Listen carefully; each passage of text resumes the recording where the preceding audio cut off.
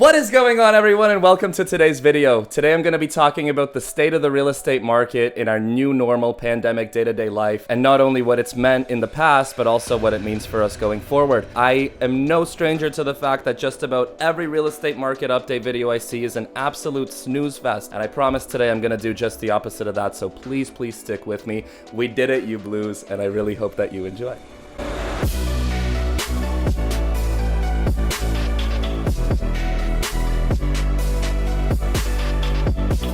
Guys, today I want to give you a little bit of information on how Toronto's real estate market got to where it is now, and also some projections on where it's going in the future. A lot of us might have heard that Toronto is in a sizzling hot real estate market. Maybe even a bubble. The reason for this is that freehold property all over the greater Toronto area is going into bidding wars. Homes are selling over asking. Each new home sold is breaking a record price for the neighborhood. Buyers are not able to put inspection conditions on their offers, not able to put financing conditions on their offers, and essentially they're going in blind to the largest purchase of their life, which creates very unique real estate market circumstances. A lot of people thought, if we go back in time a little bit, people may have reasonably suspected that there's going to be a slowdown in the real estate market, because with all the layoffs and unemployment and everything with the pandemic hitting the economy, people stood to have less income available to make a home purchase. And what happened was actually turned into a sizzling, scorching hot real estate bubble with bidding wars, home selling over asking prices, and each new sale setting a record high over and above the previous comparables coming before it. The rental market is way down. Interest rates are historically low, making a lot of people flood into the market out of fear of missing out. There are a few key factors to take into consideration that have pointed to the market's upswing up till now. The number one driving source of how hot the market is today has been historically low interest rates that are available to Canadians for their home purchases. When interest rates are quite this low, we can only sit back and think, well, they're not going to be this low forever. I may as well make my purchase now, because if I don't, I'm only going to buy at a time with higher interest rates that are going to lead to higher monthly payments, and I might be priced out of the market, not due to price, but due to monthly budget. That ties into another huge factor that's been impacting the real estate market, which is a big fear of missing out. A lot of Canadians are sitting at home and saying, if I don't make my purchase now, I'm not going to be able to get into the market whatsoever. And they're scrambling and rushing to be able to pull any sort of finances that they have together and go ahead and get into the market. Another huge thing that's been driving the market is that with the pandemic, a lot of us have learned that we can do our job just as well working from home. And what's happened because of this is that people in major cities around here in Vaughan, Markham, Toronto, Richmond Hill have been selling their property in a sizzling, record-breaking real estate market, and there's never really been such a shift from the city out to the rural areas as there has in this pandemic. And that's of course driven not only the local real estate markets in the big cities up, but the rural markets as well. Another thing that may be interesting to mention is that Canadians have become super savers during the COVID pandemic. It's been found that in a typical year, Canadians save about 2 to 3% of their disposable income. And in Q2 of 2020, as opposed to this 2 to 3%, Canadians were found to save about 28% of their disposable income. And a lot of these savings are being used for the purposes of purchasing their future property. So that's been a driver of the real estate market as well.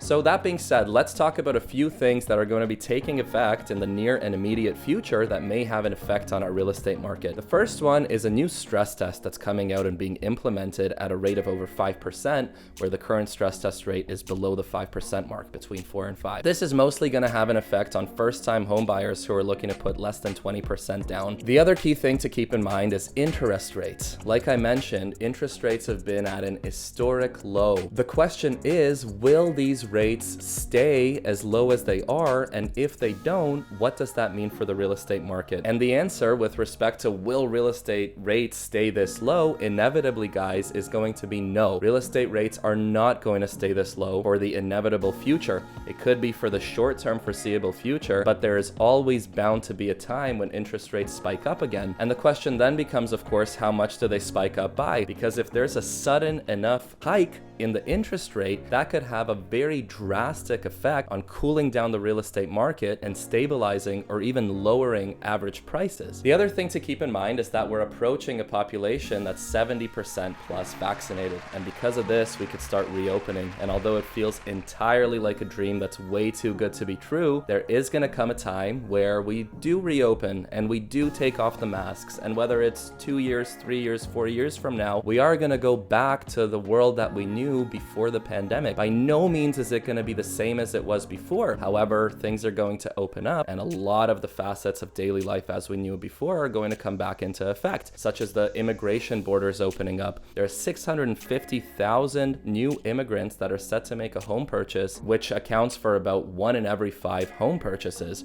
And this is going to be a driving force of the market to come back up. Obviously, as well, people's income should be picking up. And if this happens and interest rates do stay low, which they probably would not, this would mean a pretty extreme spike up in the real estate market, even from where we have it now.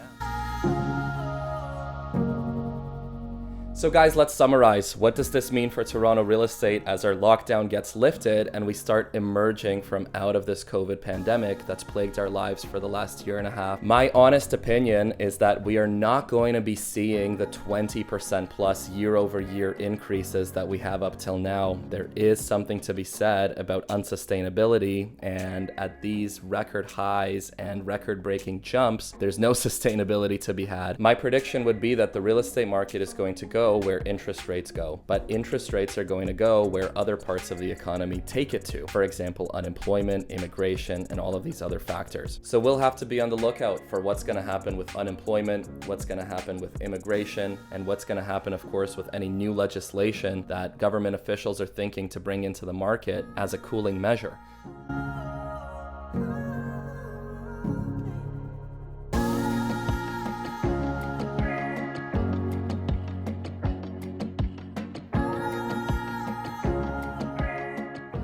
So guys, that's going to be it for me for this week. I hope this video has helped you a little bit with your decision-making process, whatever it is that you're looking to do in the Toronto real estate market, and that everybody watching this got at least a little bit of value showing you how we got to this point and where we may go from here. Please consider hitting the subscribe button. When we get to 1,000 subscribers, I'll be eating a Carolina Reaper pepper live in front of you so you could witness my pain and suffering for your amusement. That being said, I'll catch you in a future video very soon. We did it, you blues. Have a great week ahead. Love you long time.